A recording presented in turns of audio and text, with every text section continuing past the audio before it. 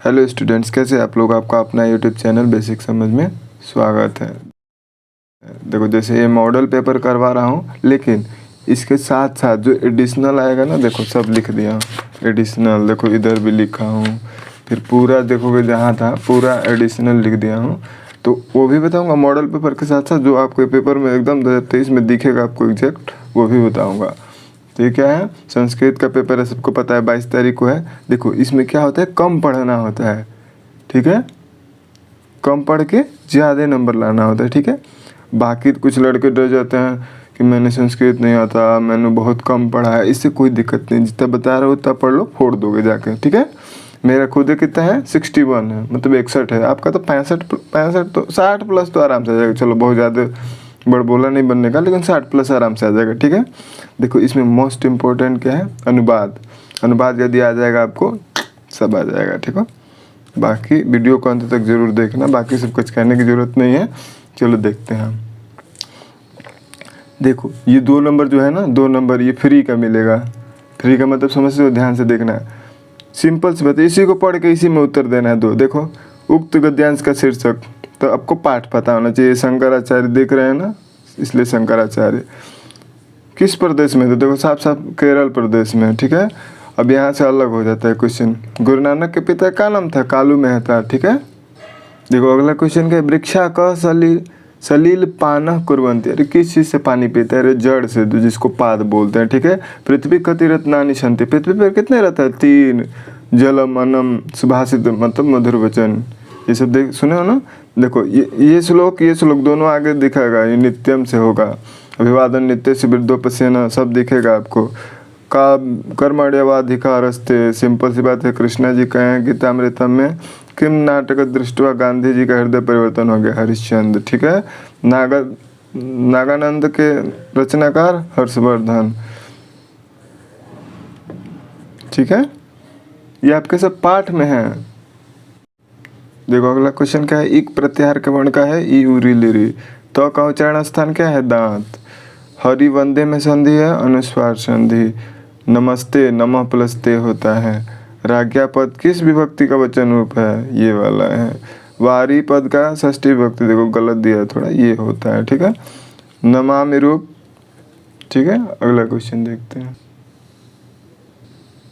ठीक है। भवेयु, अरे पठेयु, पठ धातु का सब याद कर लिए होगे, 5 विभक्त, लट लकार लिट लकार सब याद किए होगे। विधिलिंग चाहिए वाला है, प्रतिदिन में अव्ययी भाव होता है। त्रिभुवन त्रणाम बोणम समाहार, ऐसे दिख रहा साफ साफ। देखो इससे पहले पीछे वाला जो है ना, एकदम शॉर्ट है, एकदम छोटा छोटा है, फटाक से नंबर आ जाएगा, वो देखते हैं। देखो इसका छठा क्वेश्चन क्या है, किसी छठा, ये शायद 7वां है, थोड़ा इधर उधर क्रमांक हो गया, कोई बात नहीं, देख लेना जो भी है। ये जो क्वेश्चन है ना, एक प्रश्न का उत्तर देना। तो पाठ पढ़े रहोगे ना, जैसे गांधी जी का जन्म कहाँ हुआ था, गुजरात में हुआ था। गांधी जी के, महात्मा गांधी का पाठ जो है गुजरात से पोरबंदर है। केवल इतना भी लिख दो कि पोरबंदर है, तो पोरबंदर है मतलब पोरबंदर में। देखो ये सब इतना आपको पता होगा ना, तो आराम से सब कर लोगे। जिमुतवाहन कस्य पुत्र, मतलब जिमुतवाहन का पिता क्या नाम था, जुमित केतु, तो जुमुत केतस्य। देखो जुमुत केतु है, तो इसमें अस्य नहीं लगा सकते, अ लगाएंगे। जैसे विनयस्य, सुमेधा किसकी पुत्र थी, तो विनय की पुत्री थी। इसमें से कोई भी एक आपको याद रहेगा तो 2 नंबर मिल जाएगा, ठीक है। अगला देखते हैं। देखो विभक्ति और वचन पहचानना एकदम आसान है। क्या कह रहा है, विभक्ति का पहचान कीजिए। देखो कर्ता ने, जहाँ ने आए वो पहला विभक्ति होता है कर्म को। जैसे अहम रामः पश्यामि, मैं राम को देखता हूँ, मतलब देखता हूँ या देख रहा हूँ। देखो संस्कृत की सबसे बड़ी खासियत है ना, कि देखता हूँ या देख रहा हूँ सेम होता है। ये जो रामम अहम पश्यामि, इधर लिखो उधर लिखो कोई मतलब नहीं, बस ये शुद्ध शब्द होना चाहिए, मतलब इसके अनुसार, ठीक है। तो रामम में कौन सा विभक्ति है, द्वितीय विभक्ति है। किसी एक, अरे भाई एक, इन्हीं तीनों में से कोई एक आपको दिख जाएगा।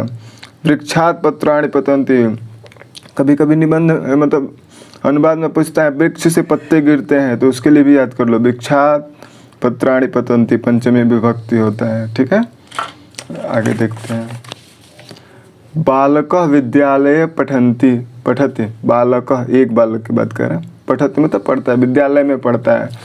देखो सप्तमी विभक्ति, सप्तमी विभक्ति क्या होता है, अधिकरण में दिया हो चाहे पर दिया हो, इसको एक बार ध्यान से देख लेंगे। ठीक है, सप्तमी विभक्ति हो गया।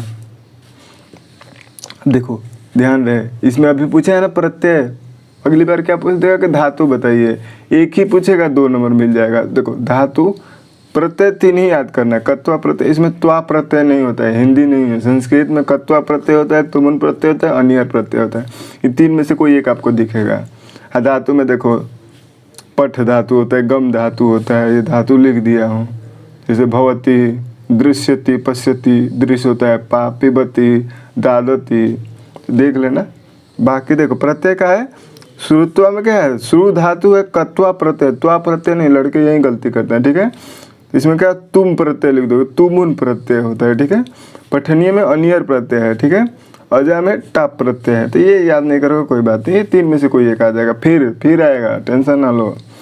तो निम्नलिखित में से किसी एक का वाच्य परिवर्तन, देखो एक लाइन को बदल लोगे, एक्टिव पैसिव समझते हो, उसी को संस्कृत में वाच्य परिवर्तन बोलते हैं। देखो सीता पत्रम लिखती, मतलब सीता पत्र लिखती है, तो इसका पैसिव वॉइस क्या होता है, पत्र सीता के द्वारा लिखा जाता है। देखो इसको पहले लिखो चाहे उसको पहले लिखो, कोई मतलब नहीं, बताया ना संस्कृत में इधर उधर होता है।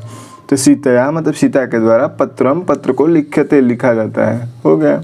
माया गम्यते, मुझे जाना चाहिए जो भी हो, तो अहम गच्छामि। अच्छा गच्छामि समझते हो ना, देखो मैं हम उत्तम पुरुष होता है, उत्तम पुरुष का मतलब समझते हो ना कि नहीं। देखो यदि मैं हम से रिलेटेड होगा ना तो ये वाला आएगा, पठामी, पठावा, पठामा, ऐसा कुछ। तुम से आएगा तो पठसी, पठता, पठंती। यदि कोई और है, मैं और तुम के अलावा कोई और भी हो तो ये वाला प्रथम पुरुष। ठीक है, तो ये सब आपको पता होगा। पता था कि नहीं, पता होगा, पता होना चाहिए, सिंपल बात है। देखो बालक गीता मतलब गीता को, इसमें भी कौन सी विभक्ति है, द्वितीय विभक्ति, पठती। तो बालकेन गीताम पठ्यते। ठीक है, याद कर लो, हो जाएगा। देखो हिंदी में निबंध मोस्ट इम्पोर्टेंट, केवल ये आपको आ जाए ना तो पूरा संस्कृत कर ले जाओगे, आ भी जाएगा। देखो आप लोग, देखो ये थोड़ा सा तुम नहीं है, ध्यान रहे, आप और तुम में संस्कृत में अंतर होता है। आप लोग के लिए भवंता होता है, भवान, भवान मतलब आप, भवंतो मतलब आप दोनों, भवंता मतलब आप सब। तो आप लोग बोलते हैं, बोलना का पठंती में पढ़ना का लिख दिया वदंती। ठीक है, पढ़ना बैठ जाता है ना, पढ़ना वदंती, ये बैठ जाता है मन में, याद रहता है ये। तुम राम या हरि जाता है, देखो इसके लिए देखो या से जुड़ा रहता है ना कभी भी, तो पहले तो एक वचन लगता है, और एक वचन किसके अनुसार लगेगा, इसके पहले जस्ट होगा उसी के अनुसार। ठीक है, अरे मैं और तुम को छोड़ के सब प्रथम पुरुष है, तो तुम, राम, हरि, या के लिए वा लिखते हैं, गच्छति। ठीक है, लड़की को पढ़ना चाहिए, देखो पढ़ना चाहिए, विधिलिंग लगा रहे थे ना, बालिका पठेत, इसे बात है कि नहीं। इस समय तुम कहाँ जा रहे हो, अधुना मतलब अभी, अच्छा इस समय, त्वम मतलब तुम, कुत्र मतलब कहाँ, गच्छसि मतलब जा रहे हो, जाते हो। वानर पेड़ पर चढ़ता है, देखो पेड़ पर, मे पर, वानर वृक्षे आरोहति। ठीक है, और देखो इसमें से कोई एक 8 लाइन लिखना होता है, 1 लाइन 2 लाइन ऐसे करके 8 लाइन का ही निबंध लिखना होता है, 8 नंबर। और टूटे फूटे शब्दों, देखो यदि सदाचार पे याद करके चले जाओ, विद्या पे याद करके चले जाओ, सत्संगति पर, तीनों में से एक कोई दिख जाएगा। और कुछ भी नहीं दिखेगा तो क्या करोगे, अरे भाई हिंदी में तो निबंध आता है ना, मान लो कहेगा कि सदाचार, तो सदाचार मतलब क्या होता है, सदाचार अच्छा आचरण ही सदाचार कहलाता है। सत्य आचरण इति सदाचार भवति, ऐसे कुछ करके बना के लिख दोगे, इसलिए कह रहा था अनुवाद आया तो ये भी 8 नंबर आ जाएगा। ठीक है, बाकी ये याद करके चले जाना 3। ठीक है, अब देखो गणेशाय 4 नंबर फ्री में मिल जाएगा, श्री गणेशाय नमः। आपको त्वम मतलब तुमसे कोई वाक्य बना दो, त्वम किम करोसि, तुम क्या कर रहे हो या क्या करते हो, कोई मतलब नहीं। सदा सत्यम वद, ये हमेशा आ जाता है सदा सत्यम वदेत, हमें हमेशा सच बोलना चाहिए। अत्र मतलब अत्रम एक पुस्तक अस्ति, यहाँ एक किताब है। गच्छामः, देखो ये उत्तम पुरुष है ना, वयम गच्छामः,